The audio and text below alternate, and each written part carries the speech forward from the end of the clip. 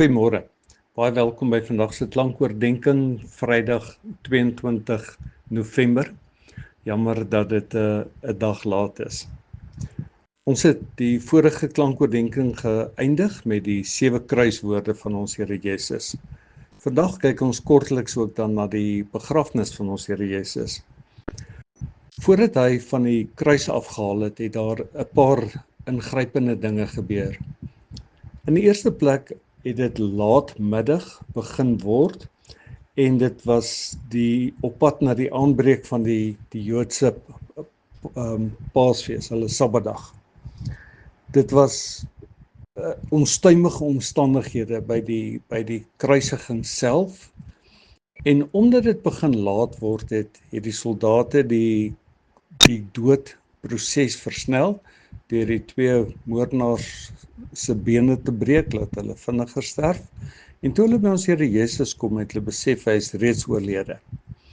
En hulle het van onder die ribbe, waarskynlik, tot reg in die hart 'n spies gesteek, net om seker te maak dat hy wel dood is. En daar het bloed en water uitgekom, en dit was vir hulle genoeg. Josef van Arimatea, lees ons, het toe na Pilatus toe gegaan en gevra of hy die liggaam van ons Here Jesus kan verwyder. Nou, dit op self was ook 'n waagstuk, want dit was nie vir 'n Jood geoorloof om sommer direk met die gouverneur te praat nie, maar Pilatus het hom toestemming gegee om dit te doen. En dan lees ons in Johannes, dit was nie net hy nie, dit was ook Nikodemus, wat ons in Johannes 3 van lees, wat een keer in die nag na ons Here Jesus toe gekom en spesifieke vrae vir hom gevra het. Josef van Arimatea en Nikodemus was albei lede van die Joodse raad gewees, die Sanhedrin, wat ons Here Jesus ter dood veroordeel het. Maar Lukas sê uitdruklik, hulle het nie met hierdie besluit om ons Here Jesus dood te maak saamgestem nie, maar nogtans het hulle dit steeds in die geheim, was hulle op die agtergrond gewees. Nou kom hulle albei na vore. Raadslede, albei gegoede mense, en hulle is bereid om die liggaam van ons Here Jesus af te haal en voor te berei vir die graf. In Johannes 19 lees ons, hulle toe met Pilatus se toestemming, het hulle die liggaam van ons Here Jesus weggeneem. Ek lees vir ons daar vers 39. Nikodemus, wat 'n keer in die nag na Jesus toe gekom het ook gekom en 'n mengsel van omtrent 50 liter mirre en alwyn gebring. Hulle het die liggaam van Jesus geneem en dit met die reukolie behandel en in doeke toegedraai, soos dit die gebruik van die Jode was om iemand vir die begrafnis uit te lê. By die plek waar Jesus gekruisig is, was daar 'n tuin, en in die tuin 'n nuwe graf, waarin daar nog nooit iemand begrawe was nie. Daar het hulle Jesus begrawe, omdat die Sabbatdag vir die Jode al amper aangebreek het, en die graf daar naby was. Met ander woorde, hier is nou krisisbestuur.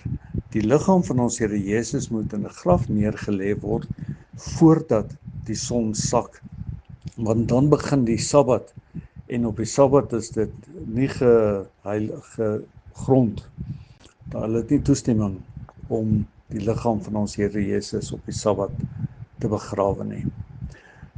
As ons die ander evangelie saam lees, dan staan daar uitdruklik, daar was 'n hele aantal vroue, hulle wat sy getroue volgelinge in Galilea was, wat saamgegaan het, en hulle was getuies van Josef en Nikodemus wat hom hier in die voorberei het, in linne toegedraai het en in die graf neergelê het.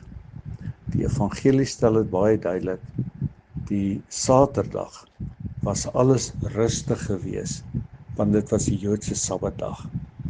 Tog was daar op die agtergrond 'n groep wat alles behalwe rustig was. Dit was die Fariseërs en die skrifgeleerdes. Matteus meld uitdruklik, hulle het met groot haas hulle na Pilatus toe gehardloop. En dan lees ek vir ons daar in hoofstuk 27 vanaf vers 63.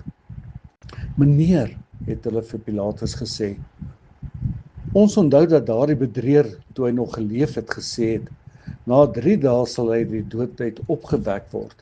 Gee dan nou bevel dat die graf 3 dae veilig bewaak word, sodat sy liggaam of sy disippels hom nie dalk in die nag kom steel en vir die mense vertel, hy is uit die dood opgewek nie. Dan sal die tweede bedrog nog groter wees as die eerste. Hulle beskou die evangelie van Christus wat gekruisig moet word vir sonde as bedrog, en nou praat hulle hier van 'n tweede bedrog, sou hy dalk opstaan. Pilatus het hulle geantwoord, hier is vir julle 'n wag, gaan beveilig die graf so goed as julle kan. Hulle het toe gegaan en die graf beveilig deur die klip te verseël en die wag daar te laat bly. Hoe groot hierdie wag was, ons weet nie, daar's baie spekulasies, maar die punt is, dit was onmoontlik vir 'n buitestander om die liggaam van ons Here Jesus te kom steel, as gevolg van die feit dat hierdie graf baie deeglik bewaak is deur wagte.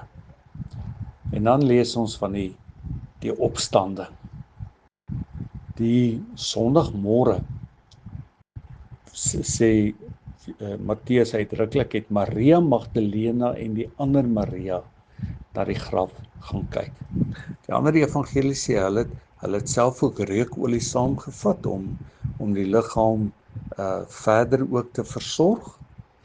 En dan gebeur daar die onbegryplike. Die 4 evangelies verskil so effens in detail daarvan, maar in kort, ek lees vir ons hier uit Matteus 28 vers 2, skielik was daar 'n geweldige aardbewing. Dit is die eerste ingrypende gebeurtenis wat gebeur het.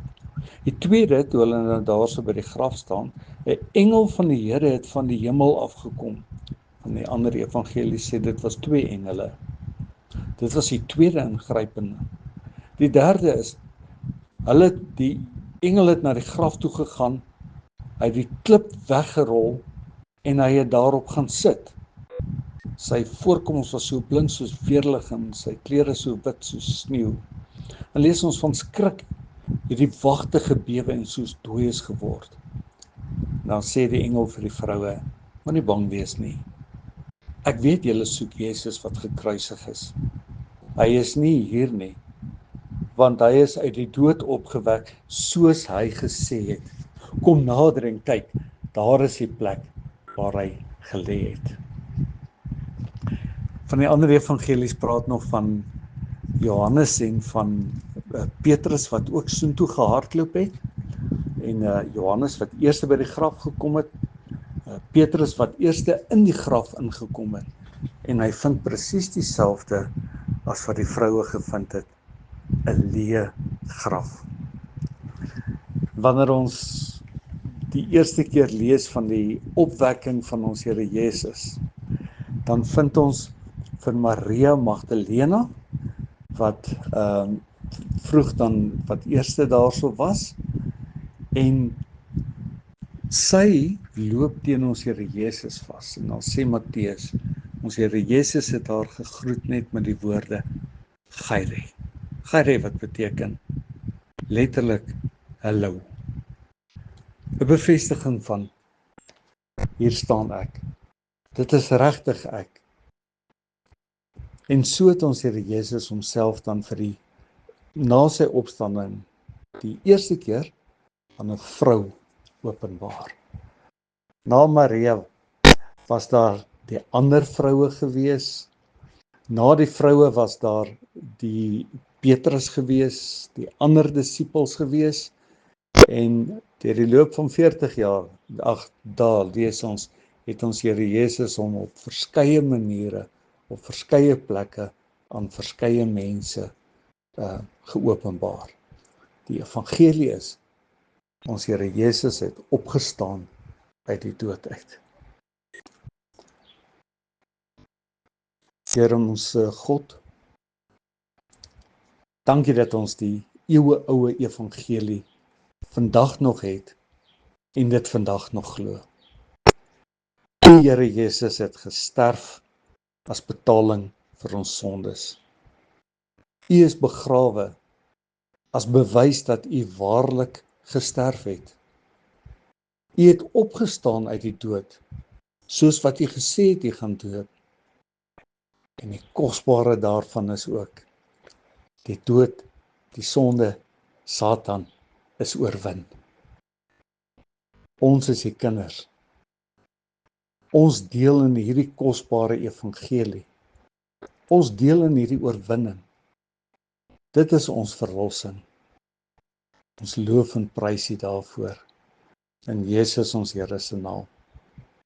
Amen. Seën vir jou.